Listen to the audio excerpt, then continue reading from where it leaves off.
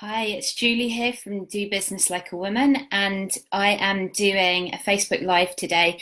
This one's been requested from one of our ladies, or a couple of ladies in our community, and it's about how to stay focused in your business when there are so many distractions happening, and how to really stay focused on just the things that you need to do, which are going to move you forward in your business.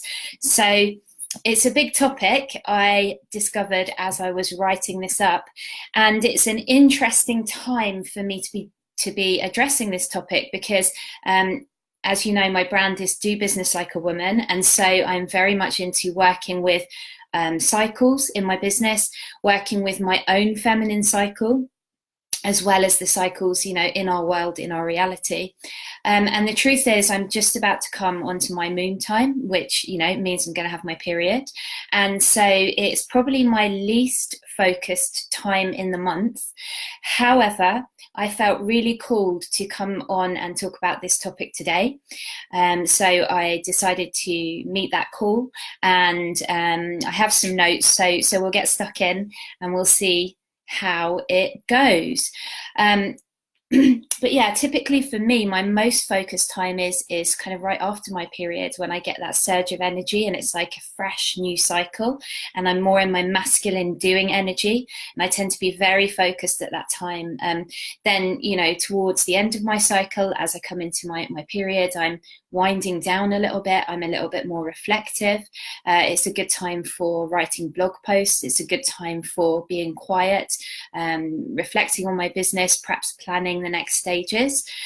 So I think that has an impact, certainly timings. But that said, there are really powerful things that you can do each day to help you stay focused in your business, and really get the results you want, because focus equals results. And if you are all over the place and not focusing, and if you're getting distracted by shiny object syndrome, as we call it, then you will find that you are just spinning the wheels, and days, weeks or months will go by and you haven't made any progress in your business.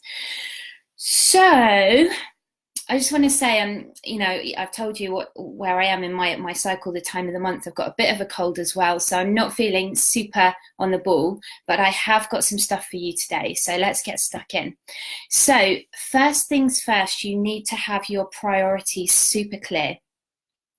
What I mean by this is there is at any one time so many things we can be doing in our business. You could be tweaking your website, you could be posting on social media, you could be making a Facebook Live, you could be emailing your list, you could be doing list building activities, working with a client, doing client work, the list goes on. So how do you know where to focus and what to do?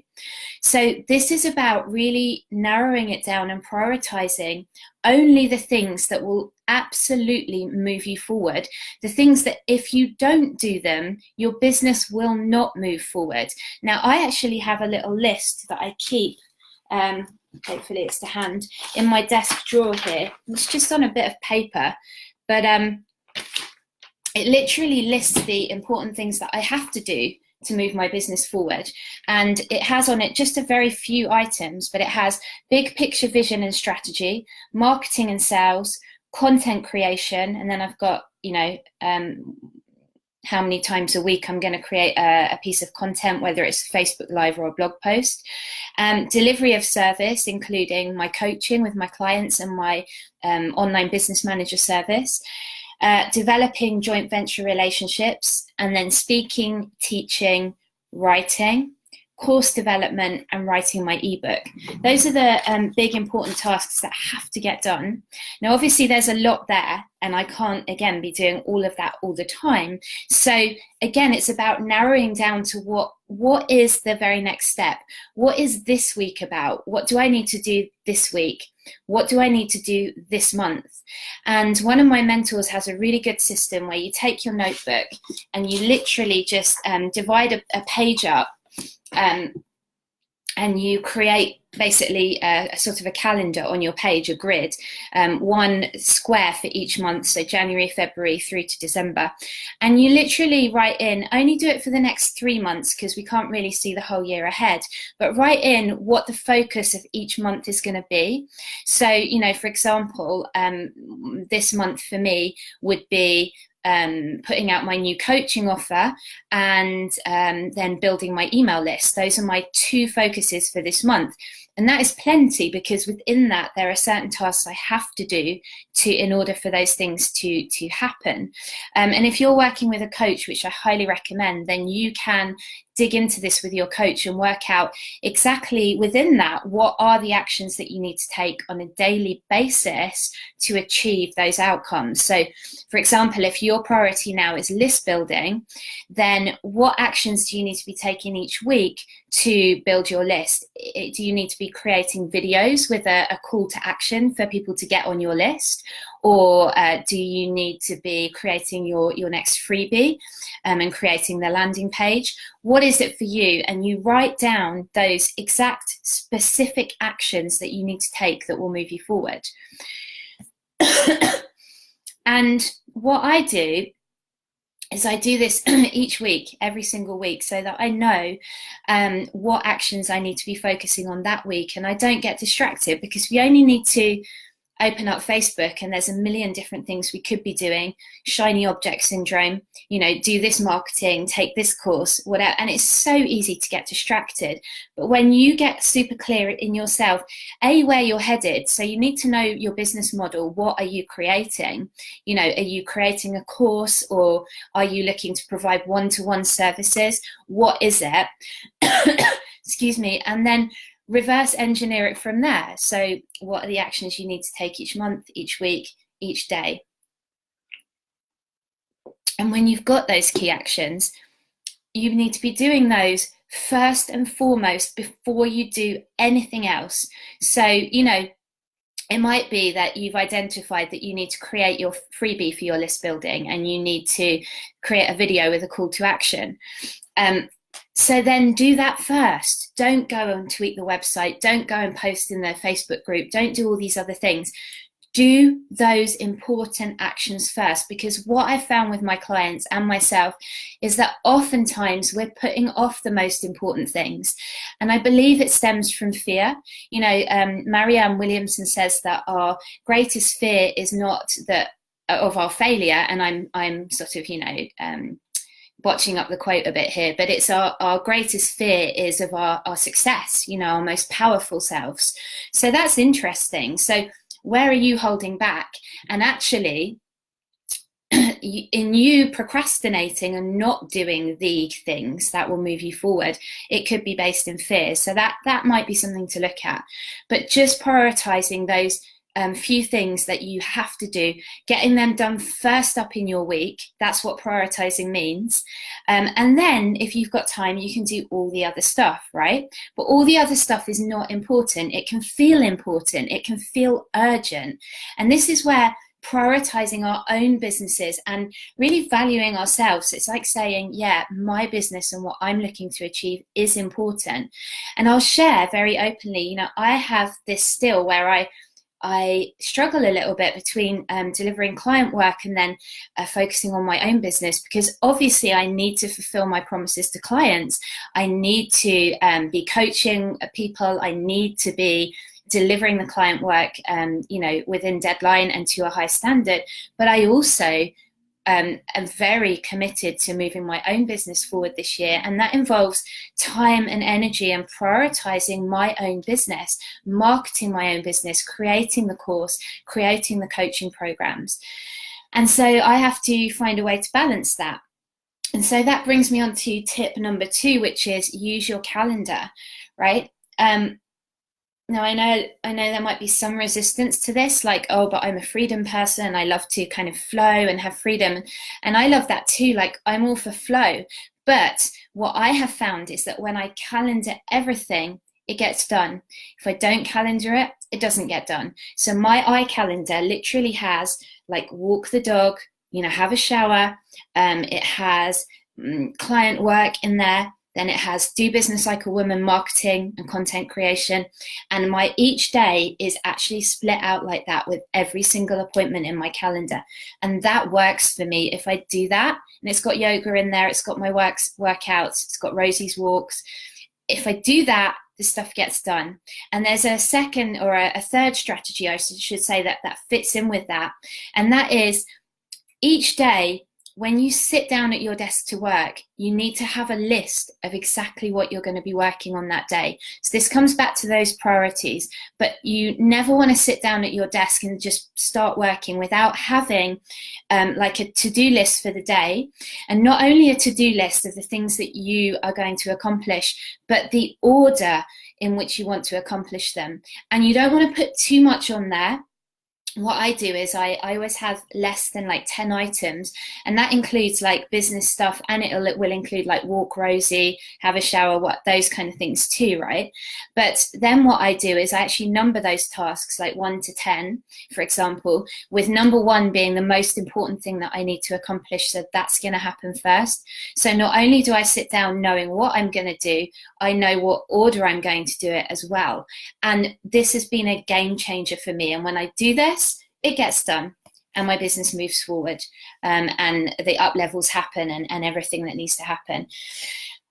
So those are my 2 kind of secret weapons, the calendar and the to-do list, prioritized to-do list. And it's not just like everything you need to do, it's literally one for that day that you're going to focus on. And you're not going to feel bad if you don't get everything done, but it's just so you know where to focus and what to do next.